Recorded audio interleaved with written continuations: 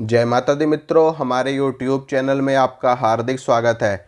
मित्रों, आज मैं आपको एक प्रयोग बताने वाला हूं। इस प्रयोग से आपके शत्रु का नाश हो जाएगा। और ये प्रयोग करने से पहले मैं आपको ये भी बता देना चाहता हूं कि ये प्रयोग आप तभी करें जब आपकी कोई गलती ना हो, या फिर आप बेवजह किसी को परेशान करने के लिए, बेवजह किसी को तंग करने के लिए ये प्रयोग ना करें। अन्यथा ये प्रयोग आपके ऊपर उल्टा भी पड़ सकता है। आपको करना क्या है कि अमावस्या के दिन आपको ये प्रयोग करना है। अमावस्या के दिन आपको काले रंग का वस्त्र लेना है, और वो वस्त्र चौकोर होना चाहिए, आयताकार हो, वर्गाकार हो, ठीक है, रेक्टेंगल जिसको बोलते हैं, उस प्रकार से आपको काले रंग का वस्त्र लेना है।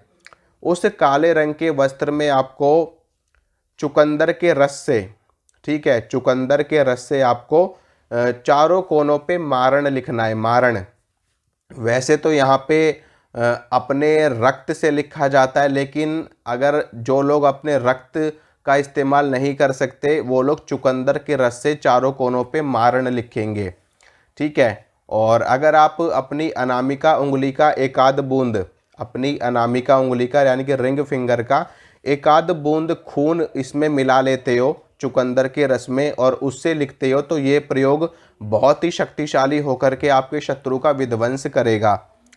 तो चारों कोनों पे आपको मारण लिखना है रस से चुकंदर के, और उसमें अगर मिला सकते हो तो ठीक है, खून नहीं मिला सकते तो कोई दिक्कत नहीं, आप वैसे ही लिखिए चुकंदर के रस से सिर्फ।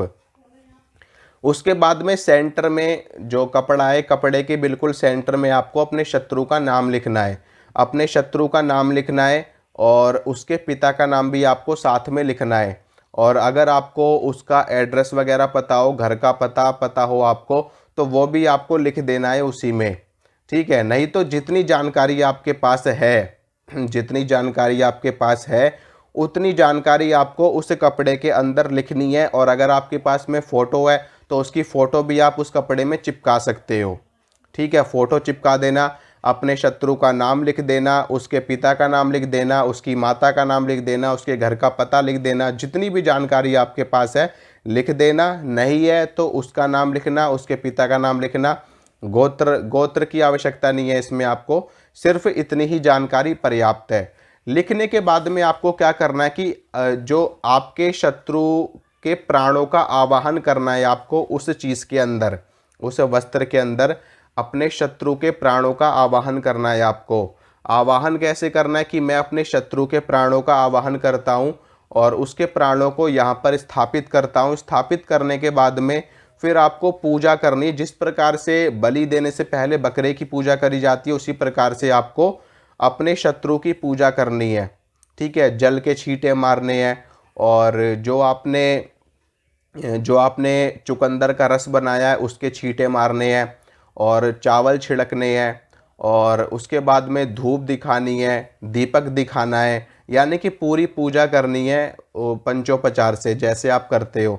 भोग वगैरह देने की आवश्यकता नहीं है आपको, और ना ही पुष्प चढ़ाने की आवश्यकता है आपको। तो पुष्प नहीं चढ़ाने और भोग प्रसाद नहीं लगाना, बाकी पूजन आपको करनी है।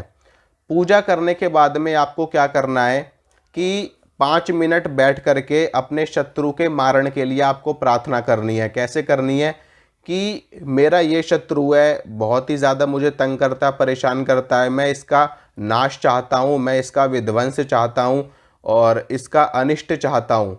इस प्रकार से आपको प्रार्थना करनी है। उसके बाद में उस काले कपड़े को आपको फोल्ड कर देना है, ठीक है, यानी कि उसको फोल्ड कर देना है। काले कपड़े को फोल्ड करने के बाद में जब वो इतना छोटा सा बन जाए, फोल्ड करने के बाद में इतना छोटा सा बन जाए, तो उसके ऊपर आपको क्या करना है कि 2 जायफल काटने हैं उसके ऊपर। 2 जायफल आपको उस कपड़े के ऊपर ही काटने हैं चाकू से। चाकू रखना है। रखने के बाद में कोई भी भारी सी चीज़ आप जब मारोगे तो जायफल 2 टुकड़ों में विभाजित हो जाएगा, ठीक है। तो दोनों जायफलों की बलि देनी है आपको एक एक करके।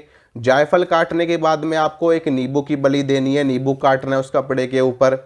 उसके बाद में आपको बच्छ की लकड़ी काटनी है उसके ऊपर, उसी काले कपड़े के ऊपर, ठीक है। ये आपको पंसारी की दुकान पे मिल जाएगी, जो आयुर्वेदिक जड़ी बूटियाँ रखते हैं, उनकी दुकान पर आपको बच्च की लकड़ी मिल जाएगी। तो वो बच्च की लकड़ी आपको काटनी है। उसके बाद में आपको क्या करना है कि जो नींबू आपने काटा है उस नींबू के रस को हल्का सा निचोड़ देना है उसी काले कपड़े के ऊपर, बिल्कुल हल्का सा 1-2 बूंद रस उसकी निचोड़ देनी है। उसके बाद में वो काला कपड़ा आपको ले लेना है और आपको ले जाना है शमशान भूमि में। अगर आप ये शमशान भूमि में गाड़ सकते हो तो बहुत ही अच्छा है। तो शमशान में जा कर के वहाँ की मिट्टी आपको खोदनी है। मिट्टी खोदने के बाद में वो काला कपड़ा वहीं पर गाड़ देना है आपको, ठीक है। और अगर शमशान भूमि में आप ये प्रयोग नहीं कर सकते तो आपको किसी भी ऐसी जगह चले जाना है जहाँ पर पेड़ पौधे हों, जहाँ पर झाड़ियाँ इत्यादि हों, जहाँ पर मतलब कि निर्जन स्थान हो। कहीं पे आप किसी पहाड़ी एरिया में जा सकते हो, किसी जंगल वाले इलाके में जा सकते हो, नहीं तो आपको जाना है पीपल के पेड़ के पास आप जा सकते हो, नहीं तो बबूल का पेड़ आपको ढूंढना है जहाँ भी मिल जाए। बबूल का पेड़ ढूंढ लेना। बबूल का पेड़ ढूंढ करके बबूल का ही कांटा आपको लेना है। बबूल का कांटा ले करके और उस कपड़े को आपको उसी बबूल के पेड़ पे लगा करके और वहीं पर उस कपड़े को गाड़ देना है, यानी कि पेड़ में ही आपको ठोक देना है, बबूल के पेड़ में ही या उसकी जड़ में आपको गाड़ देना है। या फिर जहाँ पर बबूल का पेड़ लगा हुआ है वहीं पर नीचे, पेड़ के नीचे बिल्कुल मिट्टी खोद करके वहाँ पर आपको उसको दबा देना है। ये क्रिया आपको करनी है अमावस्या के दिन, ठीक है। अगर आपको बबूल का पेड़ भी उपलब्ध नहीं होता तो आप किसी भी निर्जन स्थान में जा कर के उसको खोद करके गाड़ दोगे तो भी आपका ये प्रयोग काम करेगा, ठीक है। वैसे सबसे बेस्ट है शमशान, दूसरे नंबर पे बेस्ट है बबूल का पेड़, और तीसरे नंबर पे अगर बबूल का पेड़ नहीं मिलता तो आप किसी भी वृक्ष के नीचे खोद करके किसी भी निर्जन स्थान में जा कर के उसको गाड़ देना, ठीक है। ये प्रयोग आप करना और फिर देखना 1.25 महीने के अंदर अंदर आपको खुद ही पता चल जाएगा आपके शत्रु के बारे में कि उसके ऊपर क्या बीत रही है। तो ये प्रयोग आप कर सकते हो, लेकिन तभी करना मित्रों जब आपकी कोई गलती ना हो, आप गिल्टी ना हो।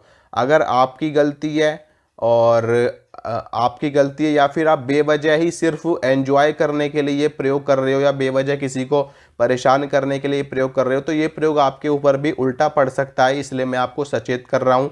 अगर आप सही हो तो ही आप इस प्रयोग को करो। तो आशा करता हूँ मित्रों जो जानकारी मैंने आपको दी है आपको समझ में आई होगी, अच्छी लगी होगी। अगर मेरे द्वारा दी गई जानकारी आपको अच्छी लगती है तो वीडियो को लाइक करना, वीडियो को शेयर करना, चैनल को सब्सक्राइब करना। इसी तरह की जानकारी मैं आपको लगातार देता रहूँगा। मिलूँगा आपसे अगली वीडियो में। जय माता रानी की।